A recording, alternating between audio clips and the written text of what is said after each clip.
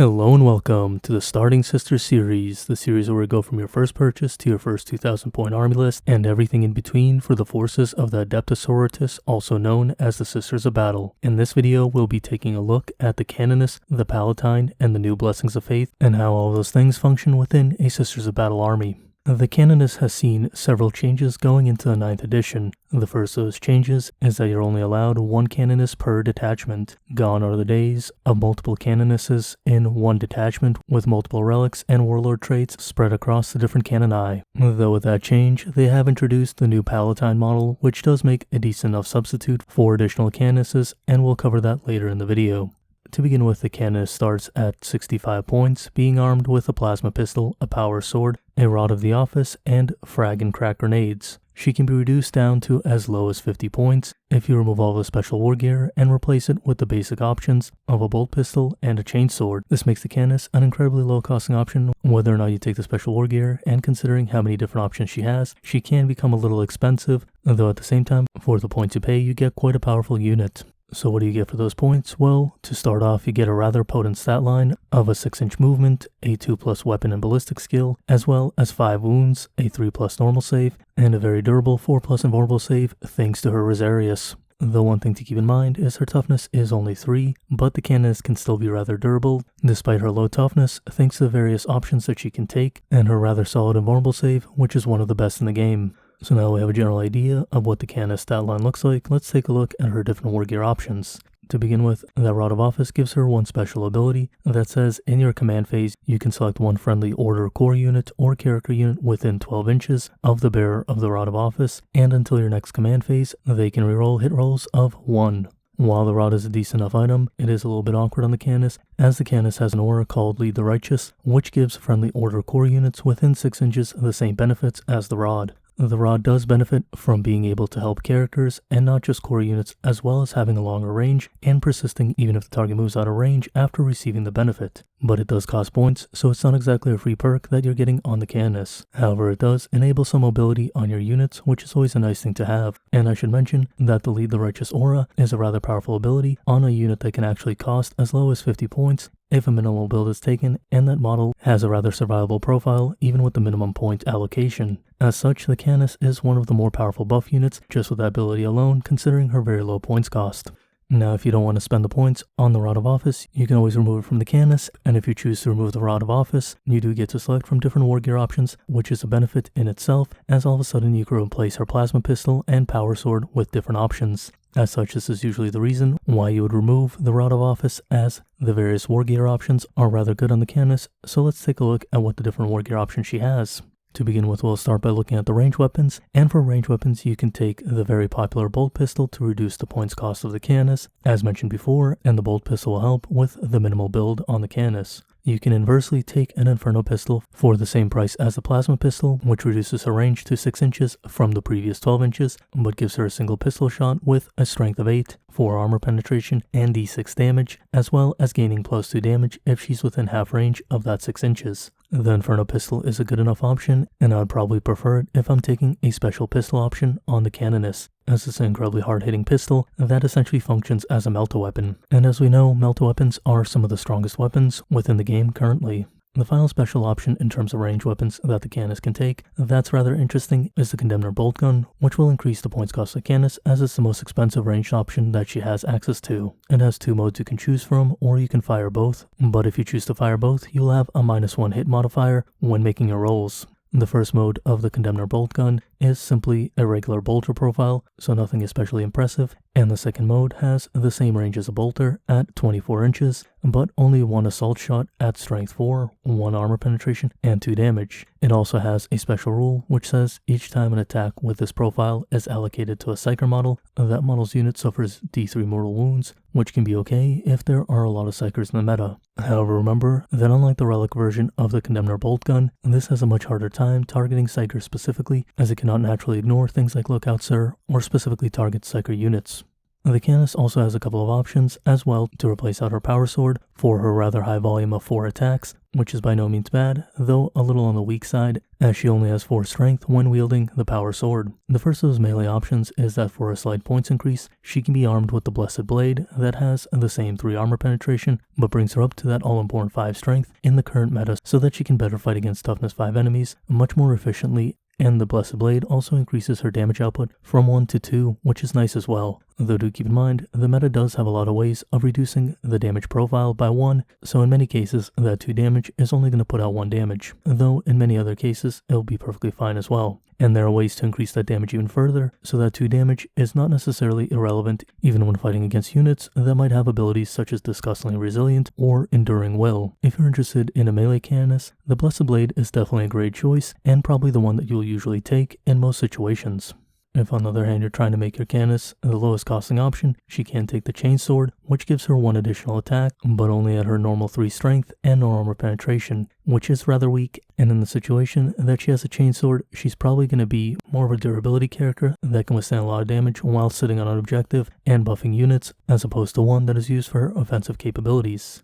Going in with the theme of being a durable character, if she does choose the Chainsword, she can be armed with a Null Rod in addition to that Chainsword. The Null Rod is an expensive item, but it does give you some reasonable benefits by making the Canoness immune to being affected or targeted by psychic powers while carrying that Null Rod, as well as giving enemy psychers within 12 inches of the bearer of the Null Rod -1 to their psychic tests. And while the sisters normally have enough ways to handle psychers without an item such as this, and the Canoness has access to things like Acts of Faith, Shield of Faith, and Sacred Rites, the ability to make the Canoness immune to psychic debuffs as well as psychic abilities as a whole is rather good and powerful, especially as you can take it on a Becky carrying the Beneficence Relic in the Order of the Bloody Rose if you so choose to build that type of Canoness for her offensive capabilities. That being said, the Becky, which we discussed in the Order videos, has lost a lot of popularity, but at least there's still the Jenny build from the Order of Our Marred Lady, which we covered in the video for that order specifically. That being said, there's still potential for the Becky to make a comeback, and having access to a Null Rod is never bad on a Canoness that is able to put out so much damage, as all of a sudden she can't be slowed down by those pesky psychers.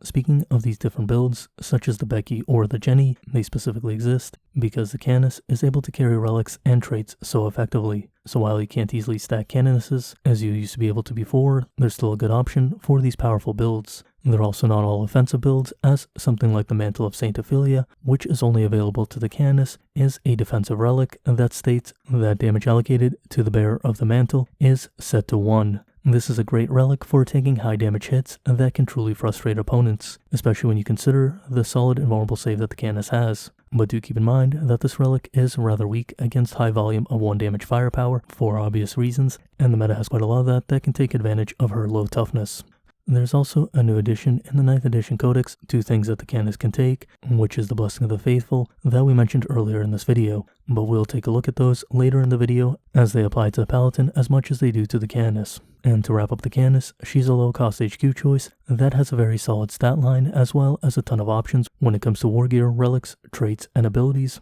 that allow you to make some really exciting builds that can in some cases rival special characters within other armies, making the Canoness a truly unique option within the Sisters of Battle Codex. The Canoness has lost some ground in 9th edition lists due to all of the amazing HQ choices that the Sisters now have access to. But the Canoness still shows up in many different configurations, so her legacy is alive and well, and you can expect to see her in many different games from the most casual to the most competitive going into the future, as the variety of options that she has access to does give her all the longevity that she could ever hope for.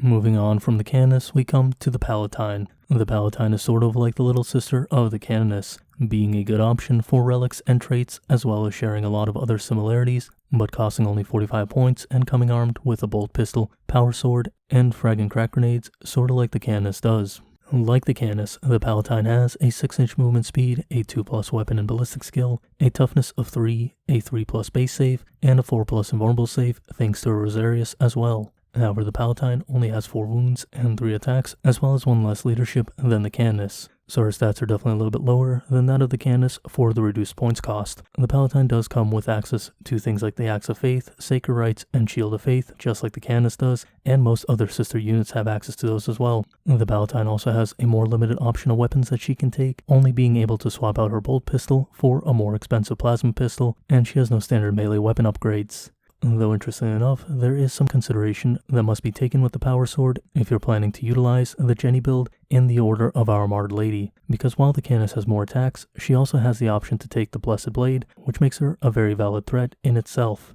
While on the other hand, the Blade of Sacrifice and Martyr Strength brings the Palatine stats up high enough to be a much more reasonable threat than a Strength 4 power sword would give her alone. As such, you should always consider if you make the Canoness or Palatine your Jenny, as they work rather well together in a couple of different ways. The first of those ways in which the Canoness and the Palatine work well together is that the Palatine offers the Fury of the Righteous Aura, which allows friendly Order core units within 6 inches of her to reroll wound rolls of 1. This means that combined, their auras allow friendly Order core units within 6 inches to reroll 1s for both the hit and wound rolls. A rather nice combination for under 100 points combined if minimal equipment is taken on both the Canoness and the Palatine. The second way in which the Canoness and the Palatine work well together is in terms of the blessings of the faithful and certain combinations of those blessings. This in turn brings us to the blessings portion of the video. To begin with, blessings are special abilities that can be bought with points and taken on non-named character Canonesses and Palatine units.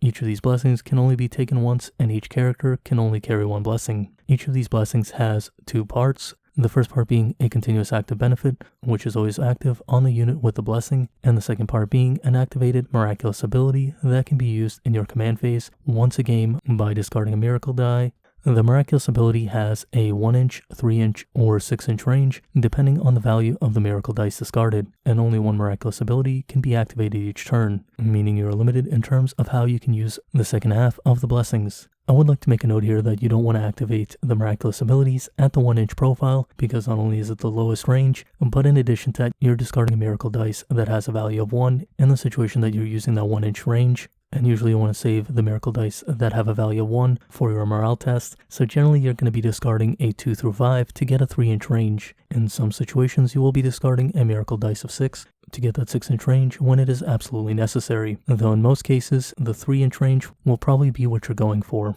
The first 2 blessings we'll look at are the top end options that work well together, and the remaining 4 are more situational, making them something that you're more likely to leave off, considering you're limited in the number of characters you'll be running, as well as how often you can activate these, due to the limitation of only being able to activate 1 miraculous ability a turn, and as most of the miraculous abilities require some setup, it becomes rather hard to activate more than 2 of them within the course of the game, as you're only allowed to activate 1 a turn. The first blessing we'll look at is the most expensive one at 40 points, being the Word of the Emperor. The Word of the Emperor is definitely the strongest blessing, not only in terms of raw power, but also the ability to function as a support ability. The first part of the Word of the Emperor says that a selected enemy unit within 3 inches of the bearer of this blessing fights last within combat after all of your units have already fought. This is incredibly powerful, as it can mean you have the ability to wipe out your enemy or inflict significant damage upon them before they're able to fight back, thus giving you the upper hand in any combat where this blessing is involved. And considering the powerful melee weapons that the Canoness and the Palatine can take, this is definitely an ability that gives you quite a lot of benefit.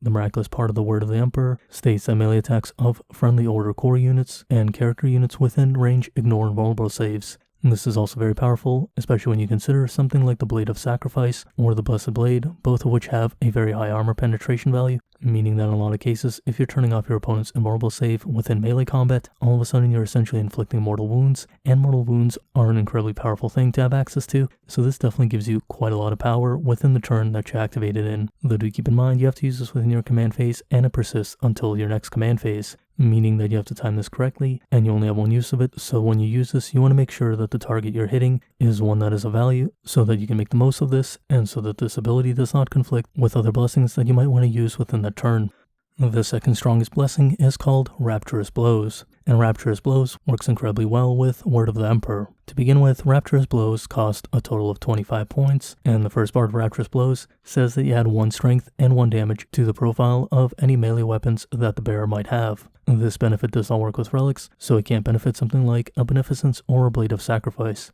but it works rather great on a Blessed Blade to bring the Canoness up to an impressive 6 strength and 3 damage per wound that she inflicts, alongside that 3 armor penetration that the Blessed Blade normally has. This means that if you're building a Jenny, you'd probably build the Jenny out of the Palatine, giving her the Word of the Emperor, and then giving her Canoness a Blessed Blade, and giving her Rapturous Blows. More so, the miraculous part of Rapturous Blows is that melee attacks of friendly Order core and character units within range inflict an additional mortal wound on a modified wound roll of 6. The miraculous ability is not the most important part of this blessing, but it's definitely a nice benefit to have when it does come into play, as all of a sudden you can potentially push through an additional few mortal wounds. In addition to that, with the new troop choice that was revealed for the sisters that is very melee focused, you can definitely surprise someone with the amount of mortal wounds that you can put out with this ability, considering the high volume of attacks that the troop choice can get when armed with melee weapons, especially if they're in the order of the Bloody Rose. If the new troop choice does take off, this is definitely going to be a blessing that you're going to see a lot more of going into the future.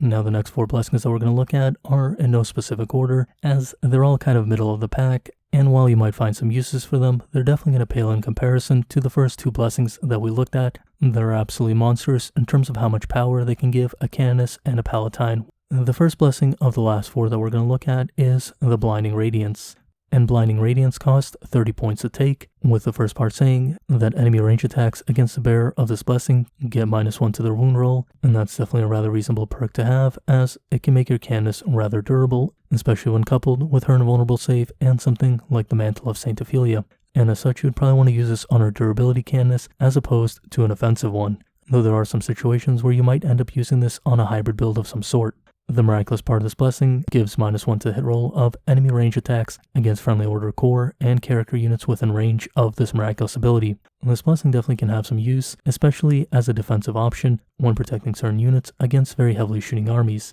Though do remember you only get the benefit of this for 1 turn, and you have to use this in your command phase, meaning it's much harder to be reactive with it. As such, the miraculous part of this blessing is a bit awkward, as your opponent can choose to shoot other units that are not currently benefiting from the miraculous part of this blessing. As such, you have to really carefully time your usage of this, and in many cases, it might end up doing nothing, simply because you can't set up a situation where it's super relevant for your opponent to destroy one of your units benefiting from this miraculous ability. That being said, in addition to that, if your opponent already has a negative hit roll modifier and no positive hit roll modifiers, this also might do absolutely nothing. So do keep that in mind if you're choosing this blessing.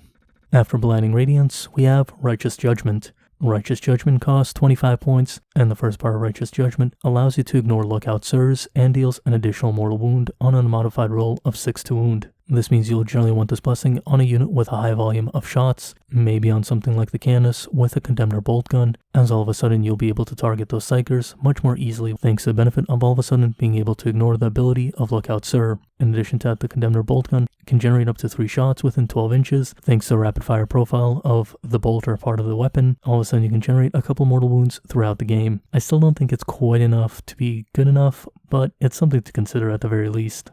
The miraculous part of Righteous Judgment says that range attacks of friendly Order core units, as well as friendly Order character units within range, ignore enemy cover benefits. The miraculous part of this blessing is definitely a much bigger reason to take this blessing than the primary benefit. Though at the end of the day, you'd be ignoring cover for only 1 turn, and you'll be discarding one of your miracle dice, which is a very limited resource. So you have to ask yourself, is it really worth it? And how often in your games do you find that you really need to ignore cover benefits and can't for whatever reason? Following Righteous Judgment is Divine Deliverance, and Divine Deliverance is the lowest costing blessing at 15 points, and for the first part of Divine Deliverance, in your opponent's command phase, select an enemy unit within 6 inches. If you can equal or beat their leadership on a roll of 3d6, you turn off a selected aura ability that they have until their next command phase. In theory, this is a rather powerful ability, as you can turn off a lot of rather powerful auras. However, you do have to be within 6 inches of your opponent's unit in order to use this, which is an incredibly close range to be within, and in most cases, they'll probably be able to deal with your unit really quickly if you're that close to them and you're not already winning the game. In addition to that,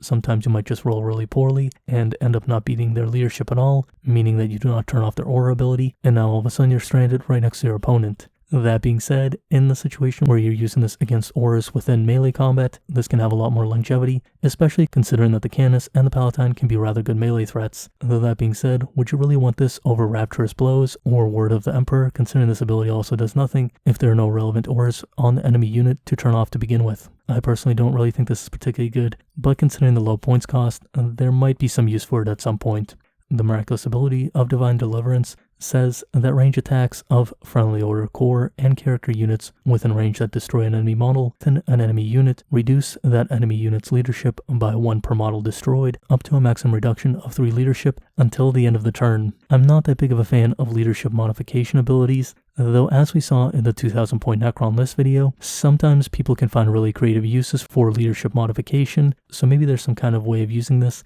Though once again, considering the somewhat weak first part of this ability, as well as being contradictory to being within melee combat, as the first part of the ability wants you to be, it doesn't seem like a particularly great blessing.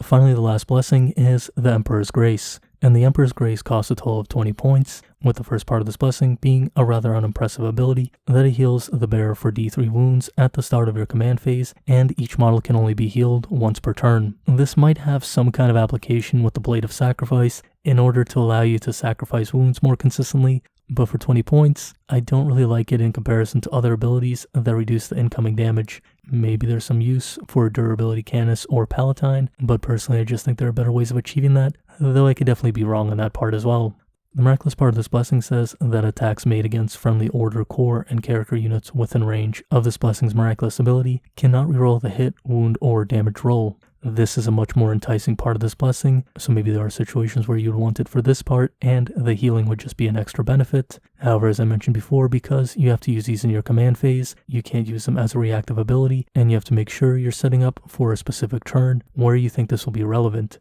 And it gives your opponent a lot of ability to play around this benefit, as they can target different units or find different ways of attacking you. Once again, this is probably best in melee, as in the situation of close combat, they are kind of forced to target a specific unit, so might have some justification there. In any case, I think the last 4 blessings are all kind of okay, and can probably find some use at some point within the meta, as they have just enough to make them a little bit interesting, and none of them are that particularly expensive that would make them especially prohibitive. In addition to that, the Canoness and Palatine are definitely very powerful and give you a lot of customization options in terms of how you build them. The one thing I would say is that because you have so many great options for HQ choices within Sisters, it's definitely a lot harder to fit in some of these blessings and a good number of Canonesses and Palatines, as you usually try and take some of the named characters because of how powerful they are. And as always, if you've enjoyed the content, like and subscribe, as it really does help the channel out. And if you get the opportunity, please do share the channel, as that not only massively helps the channel, but also helps the people who may discover it and benefit from the content. I would also like to give a quick shout out to my patrons. You guys are awesome people. Thank you very much for supporting the channel. And regardless if you're a patron or not, thank you for watching and have a great day.